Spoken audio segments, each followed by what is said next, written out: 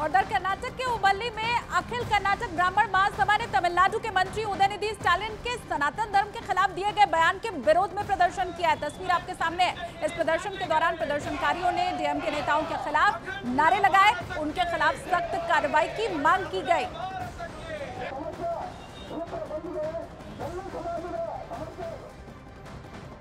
तमिलनाडु के मुख्यमंत्री एम के स्टालिन के बेटे उदयनिधि स्टालिन और डीएमके सांसद ए राजा के बाद अब वहां के शिक्षा मंत्री के पोनमुडी के सनातन धर्म पर दिए बयान से सियासी बवाल खड़ा हो चुका है। कांग्रेस समेत पूरा विपक्षी गठबंधन यानी INDIA बीजेपी के निशाने पर है।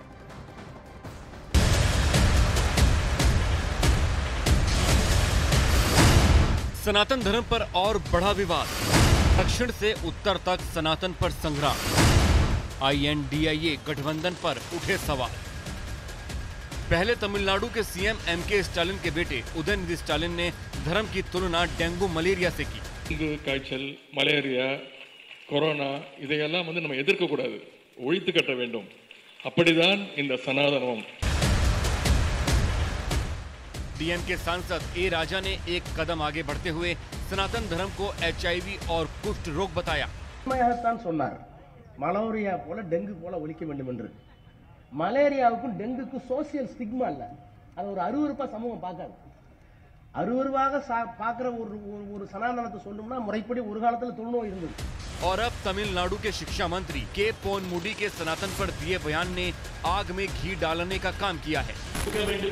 யாருக்கும் எந்த வேறுபட்ட கருத்தும் இல்லை, இதிலே இருப்பவர்களெல்லாம் சமத்துவத்தை உருவாக்க வேண்டும்।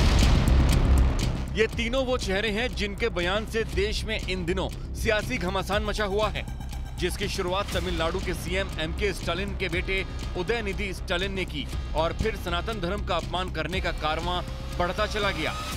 लेकिन तमिलनाडु सरकार में मंत्री के पोनमुडी के बयान ने INDIA गठबंधन की मुसीबतें बढ़ा दी हैं। पोनमुडी का दावा है कि INDIA गठबंधन की स्थापना सनातन धर्म के खात्मे के लिए हुई है और गठबंधन INDIA में बाकी मुद्दों पर मतभेद हो सकता है, लेकिन सनातन विरोध पर कोई मतभेद नहीं है। இந்தியா எங்களுக்குள் கருத்து வேறுபாடுகள் இருக்கலாம், ஆனால் இந்த சனாதனத்தை எதிர்க்க வேண்டும் என்பதிலே யாருக்கும் எந்த வேறுபட்ட கருத்தும் இல்லை। இதிலே இருப்பவர்களெல்லாம் சமத்துவத்தை உருவாக்க வேண்டும், மத இன சிறுபான்மை சமுதாயத்தை காப்பாற்ற வேண்டும், ஆண் பெண் சமத்துவத்தை காப்பாற்ற வேண்டும், இந்த சமூக சிந்தனையோடு இந்த இயக்கத்தை உருவாக்க வேண்டும் என்பதுதான் இன்று 26 கட்சிகள் உருவாகி இருக்கிற இந்த இந்தியா கூட்டணியினுடைய நோக்கம்। அவை வந்திருக்கிற நீங்கள் எல்லாம் सनातन धर्म पर डीएम के नेताओं की तरफ से लगातार हो रही बयानबाजी से बीजेपी कांग्रेस समेत समूचे विपक्ष पर हमलावर है और इसे कांग्रेस की सोची समझी रणनीति का हिस्सा बता रही है। जो वहां के शिक्षा मंत्री ने कहा है वो एक सच्चाई है और इनका हिडन एजेंडा है सनातन धर्म का विरोध करके वोट बैंक की पॉलिटिक्स करना। और इस पूरी प्रक्रिया में ये लोग बहुत दिन से लगे हुए हैं। खरगे जी ने भी तो सनातन का विरोध किया था ना, जो उनके सम्मानीय अध्यक्ष हैं। क्या उन्होंने अपने पुत्र के बारे में कोई टिप्पणी किया?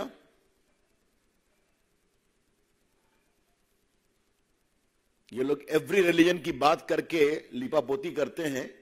मैं कांग्रेस पार्टी से पूछता हूं और इस गठबंधन से पूछता हूं, क्या किसी और आस्था के देवों का आलोचना करने का इनका अधिकार है? इनकी हिम्मत है?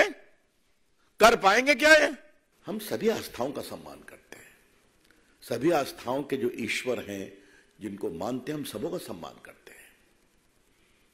और ये वोट बैंक के लिए दूसरे पर तो चुप हो जाते हैं और सनातन का खुलकर विरोध करते हैं। सनातन धर्म के खिलाफ डीएम के नेताओं के बयान से देश भर के साधु संतों में गुस्सा है। सड़कों पर विरोध प्रदर्शन भी हो रहे हैं, लेकिन INDIA में शामिल कई दल अभी इस मुद्दे पर खामोश हैं। लेकिन जिस तरीके से बीजेपी इस मामले पर सिर्फ DMK को ही नहीं पूरे INDIA गठबंधन को घेर रही है, उसके बाद बहुत दिनों तक चुप्पी संभव नहीं है। तो सनातन पर विवादित बयान के बाद ये मुद्दा लगातार गर्माता ही चला जा रहा है। चलिए आपको एक बार सिलसिलेवार तरीके से इस पूरे विवाद की क्रोनोलॉजी हम समझा देते हैं। सबसे पहले डीएमके नेता उदयनिधि स्टालिन ने सनातन की तुलना बीमारी से कर दी। उन्होंने सनातन के विरोध नहीं बल्कि इसके खात्मे तक की बात कह दी। इसके बाद डीएमके नेता ए राजा ने सनातन को सामाजिक कलंक बताया।